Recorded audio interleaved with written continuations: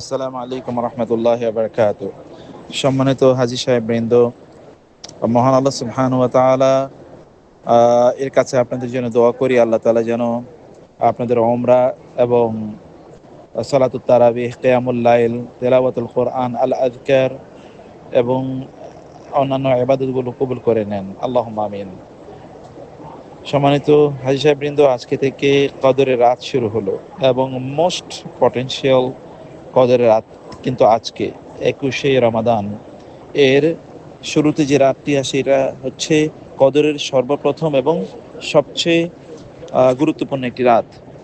তো আমরা আল্লাহর রহমতে বাইতুল্লাহ আমরা কদরের এই শেষের 10 দিন এবং 10 রাত আমরা এখানে কাটানোর একটা সুযোগ আল্লাহ তাআলা মেহেরবানি করে আমাদেরকে দিয়েছেন। এটা আল্লাহর বিশাল মেহেরবানি। আল্লাহ যখন মেহেরবানি করেন তখন সেই মেহেরবানিগুলোকে বা আল্লাহর রহমতগুলোকে দুহাত ভরে গ্রহণ করতে হয়, উন্মুক্ত মনে এগুলোকে গ্রহণ করতে হয়। আদারওয়াইজ এটা একটা এক ধরনের অহংকার অথবা উদাসীনতা। আল্লাহ তাআলা উদাসীনদেরকে একেবারেই পছন্দ করেন না। যারা গাফেল, যারা মুঅরিদ, তাদেরকে কোরআনে বারবার আল্লাহ তাআলা এদেরকে ডিসগ্রেস করেছেন, ডিটেস্ট করেছেন এবং তাদের দোষ বর্ণনা করেছেন বা তাদেরকে আল্লাহ তাআলা অপছন্দ করেন বলে জানিয়েছেন। অতএব এই কদরের এই মহিমান্বিত রাতগুলো এবং বাইতুল্লাহর পাশে থেকে এই মর্যাদাবান অবস্থা পাওয়ার পরেও যদি আমরা যথাযথভাবে ইবাদত না করতে পারি, আল্লাহর কাছে আমাদের গুনাহগুলো মাফ করিয়ে না নিতে পারি, তাহলে আমাদের চেয়ে হতভাগা আর কে হতে পারে? আমাদের চেয়ে আর দুর্ভাগা কে হতে পারে? আল্লাহ অনুগ্রহ করে মেহেরবানি করে তার ঘরের কাছে আমাদেরকে নিয়ে আসলেন যেন আমরা গুনাহগুলো মাফ করে নিতে পারি, আমরা যেন তার প্রিয় বান্দা হতে পারি, আমরা যেন ইবাদতে অভ্যস্ত হতে পারি, আমাদের লাইফস্টাইলকে চেঞ্জ করতে পারি, রুটিনগুলো ঠিক করে নিতে পারি, আমরা যেন ভালো মানুষ হতে পারি, আমরা যেন জান্নাতে যেতে পারি, আমরা যেন গোটা জীবনকে আল্লাহর পছন্দ মতো পরিচালনা করতে পারি। সেই কারণে আল্লাহ তাআলা আমাদেরকে এখানে নিয়ে এসেছেন। হাজার কোটি মানুষের মধ্য থেকে নির্বাচিত এই কয়েকজন লোক আমরা যারা এখানে অবস্থান করছি, আমাদেরকে এই সময়ের গুরুত্ব ভালো করে বোঝা দরকার। আমার পক্ষ থেকে আমি আমার নিজকে এবং আপনাদের সবাইকে নাসিহা করছি যে আজকে থেকে কিয়ামুল লাইল, সালাতুত তারাবিহ, কোলাত, কোরআন তেলাওয়াত ইত্তেকার মাধ্যমে আপনাদের সময়গুলো কাটাবেন। সিদ্ধান্ত নেন যে এই 10 দিনে অবশ্যই কোরআন একবার খতম করবেন। কোনো রাত আপনারা কিয়ামুল লাইল এবং সালাতুত তারাবিহ আদায় ছাড়া থাকবে না, লম্বা সময় জুড়ে পড়বেন। এই রাতগুলোতে একটু কম ঘুমানোর চেষ্টা করবেন। দিনের বেলা সময়টাকে একটু কোনোভাবে ম্যানেজ করে একটু ঘুমান, কম ঘুমান। এই সময়গুলোতে 10টা দিন এবং 10টা রাতে একটু কম ঘুমাবেন এবং আর নিজকে নিয়ে চিন্তা করুন, একটু ভাবুন যে আমরা অতীতের জীবনে কি কি গুনাহ করেছি, কি কি ভুল করেছি, কি কি অপরাধ করেছি, সেগুলোর জন্য অনুতপ্ত হওয়া এবং ভবিষ্যতে যেন এগুলো আবার না হয় সেইভাবে নিজকে প্রস্তুত করে নেওয়া, সেই সিদ্ধান্ত নেওয়া, এটি আমাদের জন্য জরুরি। পাশাপাশি আমাদের নিজের জীবনের জন্য একটু প্ল্যান করা দরকার। আপনাদের বাচ্চাদেরকে নিয়ে আপনারা কি ভাবছেন, ওদেরকে নিয়ে আপনারা কি করেছেন, কি করণীয় ছিল, কি করতে পারেন নাই, এবং পিতামাতার সাথে কি আচরণ করেছেন, কি করার কথা ছিল, তাদের কি খেদমত করার কথা ছিল, কি করতে পারি নাই, অথবা আমাদের পারিবারিক জীবনে আমরা কতটুকু ভালো থাকার কথা ছিল, কতটুকু থাকতে পারিনি, এই সকল বিষয়গুলো একটু ভাবেন প্লিজ। আমরা কিন্তু আমাদের নিজেদেরকে নিয়ে ভাবার কোনো সময় পাই না।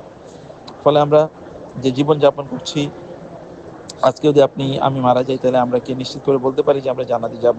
এই প্রত্যাশা কি রাখতে পারি? কত গুনার সাগরে আমরা সবাই হাবিয়ে ডুবো, খাচ্ছি এখনো, চিন্তায় আমাদের গুনাহ আছে। শুধুমাত্র যে আমরা এমনিই প্রকাশ্যে গুনাহ করি তা কিন্তু না, আমাদের চিন্তার মধ্যে গুনাহ আছে। দেখবেন পরিশীলিত, বিশুদ্ধ, কল্যাণকর মানুষকে ভালোবাসা অথবা মানুষকে ক্ষমা করে দেয়া, ঘৃণা না করা, হিংসা বিদ্বেষ না রাখার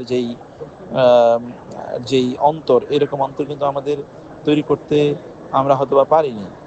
তো এই কারণে এই সময়গুলো থেকে এটা করে নেন। কি গুণ অর্জন করতে চান এই 10 দিনে, কি অভ্যাস তৈরি করতে চান যেগুলো আপনারা এরপরে কন্টিনিউ করবেন, এরকম কিছু করেন, ছোট করে করেন। যেমন প্রতিদিন কোরআন তেলাওয়াত করবেন, যেমন প্রতিদিন তাহাজ্জুদের নামাজ আদায় করবেন, এরকম কিছু অন্তত করেন। এমন কিছু জিনিস সেখান থেকে তৈরি করে আমাদের এগিয়ে যাওয়া দরকার। অথবা আমরা বলবো যে আপনাকে নাসিহা করব, আসর থেকে শুরু করে ফজর পর্যন্ত, প্রতিদিনের আসর থেকে শুরু করে ফজর পর্যন্ত এই সময়টুকু কোনোভাবে যেন নষ্ট না হয়। আপনার দিনের বেলা ঘুমের জন্য একটা রুটিন করে নেন, কিন্তু আসর থেকে ফজর, এই দীর্ঘ সময় আসরে আপনার বাইতুল্লাহ চলে আসেন, এখানে তারাবির নামাজ আদায় করে যারা এতেকাফ করেছেন তারা করছেনই, যারা করেন নাই আমি তাদেরকে নাসিহা করবো যে এতেকাফ করুন প্লিজ। পুরুষদেরকে আমরা বলেছি আপনাদের সবার জন্য এতেকাফ করা এটা বাধ্যতামূলক করে নেন, যে এই এতেকাফ এই সুযোগ আর কখনো পাবেন না। হোটেলে থাকতে বউ পারবেন, কবরে গেলে তখন হোটেলের কি হবে? কবরে গেলে তো বিশাল বাড়ি গাড়ি, এত টাকা পয়সা, অট্টালিকার কি হবে? অতএব কবর যেন আপনার রাজপ্রাসাদের মতো হয়, সেটা এই দুনিয়া থেকে ইবাদতের মাধ্যমে অর্জন করে নিতে হয়, তখন আপনার কবরটা রাজপ্রাসাদ হবে। আর দুনিয়া যদি আপনি রাজপ্রাসাদ বানান, তখন আর কবর কে তৈরির জন্য যদি আমরা কাজ না করি, তাহলে কবর কিন্তু একটা ছোট্ট একটা জায়গা, তখন আমরা কিভাবে সেখানে থাকবো? সেখানে পোকামাকড়, অন্ধকারাচ্ছন্ন, সেখানে কেউ আমাদের ডাকও শুনবে না যে আমরা কি করছি। এমন একটা জায়গায় আমাদেরকে থাকতে হবে। সেই কারণে আপনি হোটেলের এই আরাম এর কথা এটা বাদ দেন।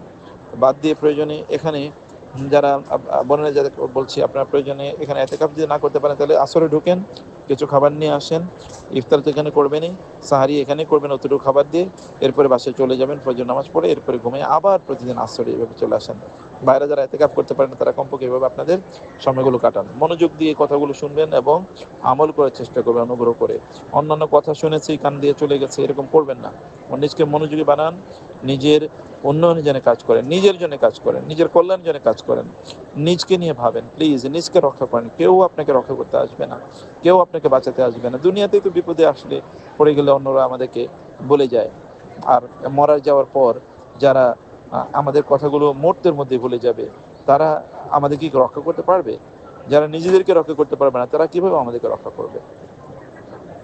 সে কারণে এটা যেন আমাদের আখেরাতের পুঁজি হয়, আখেরাতের জন্য অর্জন হয়। দুনিয়ার জন্য, দুনিয়া এখানে 50-60 বছর বাঁচবো, তার জন্য কত লম্পঝম্প এবং কত আস্ফালন, কত দৌড়ঝাঁপ, কিন্তু আখেরাতে অনন্ত অনাদিকাল পর্যন্ত যেখানে থাকতে হবে, যে জীবনে কোনো শেষ নাই, সেই জীবনের জন্য নিশ্চয়ই অর্জন করা দরকার। আর এই 10টা দিন is very important, this 10 days আর very important for structuring our life এবং bring our life to up to routine, standard routine. আমরা এই সময়টা যেন উত্তমভাবে কাটাতে পারি, এটা আপনারা শুনবেন। এবং এখানে একটা ভিডিও শেয়ার করা আছে, ভিডিওটা আপনারা শোনার চেষ্টা করুন ইনশাআল্লাহ।